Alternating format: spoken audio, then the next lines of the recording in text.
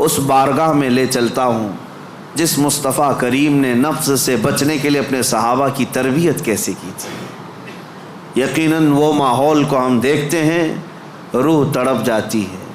سیدنا ابو بکر صدیق رضی اللہ تعالیٰ، اللہ اکبر، وقت کے خلیفہ ہیں، حضور پاک صلی اللہ علیہ وسلم کے بعد خلافت کے تخت پر، لیکن اپنے نفس کے خلاف کرنے کے لیے، خواہشات کے خلاف جانے کے لیے، کھانے پر کنٹرول، سونے پر کنٹرول، ہر چیز پر کنٹرول۔ اتنی غربت کا ماحول تھا کہ سارے صحابہ نے بیٹھ کر کے مشورہ کیا کہ خلیفہ کا کوئی وظیفہ جاری کریں، تنخواہ، ورنہ وہ بھوکے رہ جائیں گے۔ تو بیت المال سے ان کا وظیفہ جاری کیا گیا۔ اتنا تھا وظیفہ کہ اس سے ان کا صرف مہینے بھر کا گھر چلتا تھا، باقی کچھ بھی نہیں آتا تھا۔ ایک دن ان کی بیوی نے کہا کہ خلافت کے کاموں سے تھک جاتے ہو، کبھی گھی روٹی بھی تو کھا لیا کرو، کبھی گھی کھا لو، کبھی روٹی کھا لو، شہد کھا لو۔ حضرت ابو بکر صدیق نے کیا کہا جانتے ہیں؟ اتنے پیسے کہاں ہیں کہ گھی اور شہد خرید سکوں؟ کون؟ خلیفۃ المسلمین۔ تو ان کی بیوی کہتی ہیں آپ مت گھبرائیں، میرے پاس ہے، میں دیتی ہوں، جائیے آپ گھی اور شہد خرید لائیے۔ کہا تمہارے پاس ہیں، لاؤ۔ بیوی لے آئی، ایک پوٹلی میں پیسے جمع تھے۔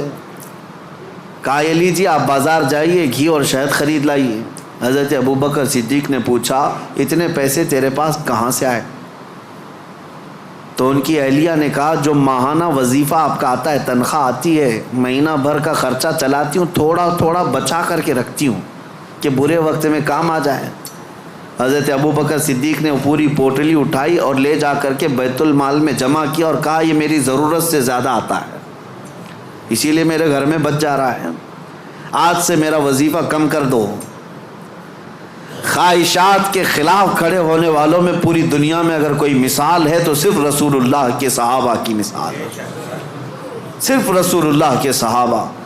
ایک حضرت نعمان بن مقرن ہے، ایک بادشاہ کے دربار میں گئے، حضور کی طرف سے سفیر بن کر کے گئے تھے، قاصد۔ تو بادشاہ کو جب پتہ چلا شاہ عرب مصطفیٰ کریم صلی اللہ علیہ وسلم کا ایک قاصد آ رہا ہے، اس نے سونے کی کرسی لگا دی اور ریشم کا قالین بچھایا۔ میرے عزیزو صحابہ، حضور کے ساتھ ہوتے تو وفاداری، حضور اگر دور ہوتے تو بھی وفاداری۔ اس مجمع میں گئے جہاں پورے کے پورے اغیار ہیں، کوئی مسلمان نہیں تھا، تو اپنی تلوار سے وہ قالین پھاڑتے ہوئے چلے گئے، ہٹا دیا، اور کرسی جو سونے کی تھی اس کو پاؤں سے مار کر گرا دیا، کہا میرے لیے عام سی کرسی لاؤ۔ تو بادشاہ کہنے لگا اب تک میں نے اتنا شاندار رسپیکٹ استقبال کسی کا نہیں کیا جتنا ان کا کیا، کتنا غرور ہے تمہیں، کتنا تکبر ہے۔ حضرت نعمان نے کہا غرور و تکبر ہم میں نہیں تم میں ہے، غرور و تکبر کی وجہ سے نہیں۔ میرے مصطفیٰ کریم صلی اللہ علیہ وسلم نے فرمایا ریشم کا استعمال مرد کے لیے حرام ہے، سونے کا استعمال مرد کے لیے حرام ہے، اور جو میرے مصطفیٰ نے حرام فرمایا پوری دنیا میرے پاس لا کر رکھو، میں ٹوکر ماروں گا۔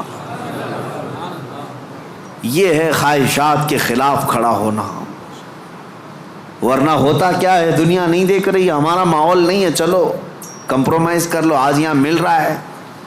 کچھ لوگ تو یہی سوچ کر کے ایسی محفلوں میں جا کر بیٹھتے ہیں جن محفلوں میں بیٹھنا ایک غلام رسول کو کبھی زیب نہیں دیتا۔ شرابیوں کی محفل میں بیٹھ گئے، کبابیوں کی محفل میں بیٹھ گئے، تمہارا کام نہ اصلاح کا ہے نہ تبلیغ کا ہے، پھر بھی جا کر کے ایسوں کے درمیان بیٹھ گئے، کیوں؟ کوئی دیکھ تھوڑی نہ رہا ہے، کوئی دیکھ تھوڑی نہ رہا ہے۔ اور کبھی کن کفار و مشرکین کے بیچوں بیچ بیٹھ گئے گپیں لگاتے ہوئے، اور پھر یہ سوچتے کوئی دیکھ تھوڑی نہ رہا ہے، بیٹھا تو بیٹھا لیکن ان کی حرکتیں بھی کرنے لگ گئے۔ ایک صاحب، اور ویسے تو بہت سارے ہیں، خواہشات ان کو کہاں تک لے جاتی ہے، خاص طور پر نیتا گیری کرنے کے وقت سب بھول جاتے ہیں دین کیا ہے، اسلام کیا ہے، میرے مصطفیٰ کی تعلیمات کیا ہیں۔ چند لوگوں کو راضی کرنے کے لیے اور ایک کرسی کی خواہش کے لیے کسی بھی مورتی کے سامنے ناریل بھی چڑھا دیں گے، ککم بھی لگا دیں گے، سب کر لیں گے، اور پھر وہ یہ سوچتے ہیں تھوڑا سا کر لینے سے کیا ہوگا؟ وہ رسول اللہ کے صحابہ بادشاہوں کے دربار میں کھڑے ہو کر کے بھی کمپرومائز نہیں کرتے تھے. تو محلے گلی کوچے کی کرسیوں کے لیے دین بیچ جاتے ہیں. یہ خواہشات پر کنٹرول نہ ہو تو آدمی ہر چیز کا غلام ہے، ہر چیز کا غلام ہے. نیند کا غلام، مال کا غلام، عورت کا غلام، معاشرے کا غلام. یہ ساری حرکتیں جو آج نوجوان کرتے ہیں غلام ہیں، یہ غلام ہیں. بہت سارے کام اس لیے کرتے ہیں کہ نہیں لوگ کیا بولیں گے. تم لوگوں کے غلام ہو، لوگوں کی خواہشات کے مطابق جینا چاہتے ہو، اس لیے تو بہت ساری چیزیں تمہارے آڑے آ جاتی ہیں. میں داڑھی رکھ لوں گا لوگ کیا بولیں گے، ٹوپی پہنوں گا لوگ کیا بولیں گے، میں علماء کے ساتھ بیٹھوں گا لوگ کیا بولیں گے، لوگ کیا بولیں گے. تم لوگوں کے لیے جی رہے ہو، غلام ہو. کئی ایسے ہیں جن کی غلامی کبھی ختم نہیں ہوتی. تم اللہ اس کے رسول کے لیے جیو. ان خواہشات سے باہر نکل آؤ، ان خواہشات سے باہر نکل آؤ. عزیزان گرامی وقار، ان خواہشات کو ختم کرنے کے لیے اگر کوئی سب سے پاورفل علاج ہے تو وہی میں نے کہا اللہ کا ذکر ہے.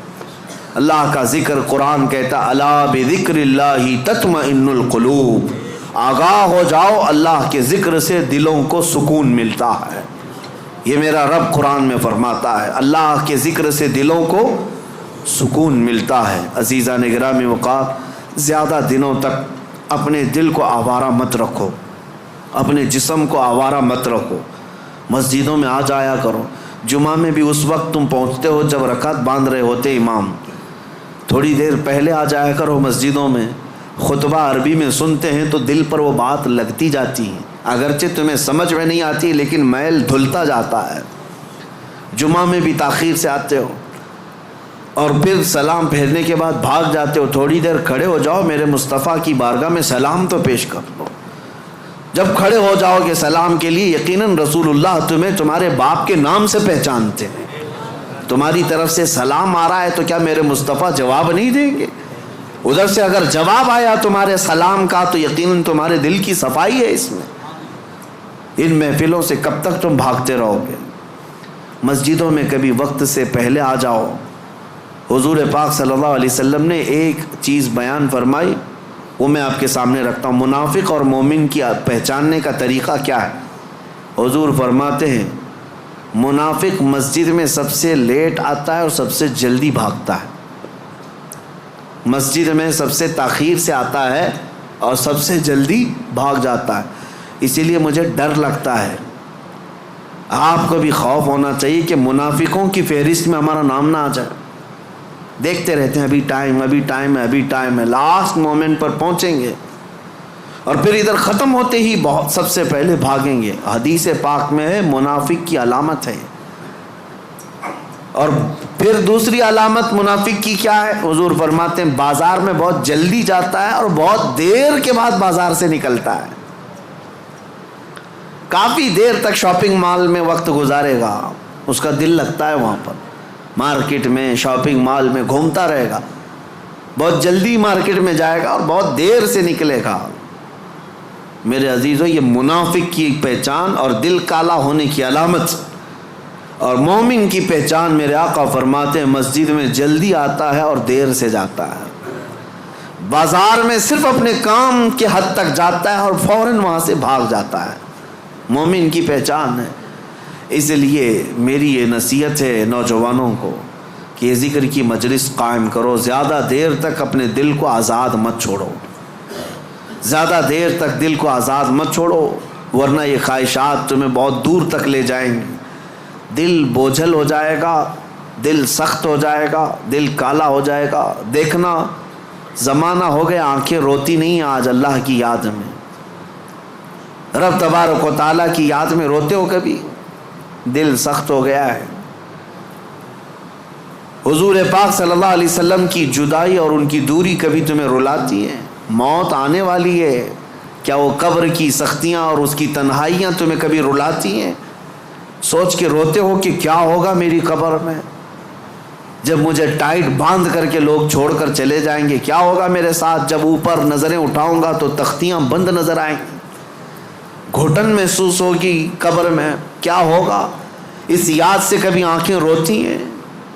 یہ کیوں نہیں رو رہی؟ بہت دن تک تم نے دل کو آزاد چھوڑ دیا، بہت دنوں تک خواہشات کے پیچھے چلتے رہے، گھنٹوں تم موبائل میں بیٹھے رہے، گھنٹوں تم ٹیلی ویژن کے سامنے بیٹھے رہے، گھنٹوں تم میچ میں میدان میں گھومتے رہے، گھنٹوں شاپنگ بھی کرتے رہے، گھنٹوں لوگوں کے ساتھ گپیں بھی لگاتے رہے، لیکن اپنے رب کے حضور نہ کبھی بات کرنے کی فرصت ملی، نہ اس سے دعا کرنے کی فرصت ملی۔ تمہیں پتہ ہے دنیا والے مانگنے سے ناراض ہوتے ہیں، اور حدیث پاک میں ہے اگر بندہ مسجد میں آیا اور اللہ کی بارگاہ میں دعا نہ کر کے گیا، اللہ اس سے ناراض ہوتا ہے کہ مجھ سے مانگتا تک نہیں اب یہ بندہ، تمہارا مانگنا اسے پسند ہے پھر بھی تم مسجد میں نہیں ہو۔ یہ خواہشات ہیں جو تمہیں یہاں سے بھگا کر لے جاتی ہیں، تم گھنٹوں دنیا کے لیے گزار لیتے ہو۔ میرے عزیزوں بدل لو اس ذکر کی مجلس میں اللہ کی بارگاہ میں یہ دعا گو بھی ہوں کہ آج شاید اس سے قبل بھی یہاں پر ایک بار ذکر کی مجلس ہم سجائے تھے، بہت پہلے میں یہاں آیا تو ہوں، بیان ہوا ہے، ذکر کا مجھے یاد نہیں، اگر نہیں ہوئی تھی تو شاید یہ پہلی مجلس ہے اور اللہ اس کو ہمیشہ قائم فرمائے۔ میں رہوں یا نہ رہوں، ذمہ داروں سے گزارش ہے کہ اس مجلس ذکر کو اس نیت سے قائم رکھو کہ ہزاروں دلوں کے سکون کا ذریعہ ہے، ہزاروں دلوں کے سکون کا ذریعہ ہے۔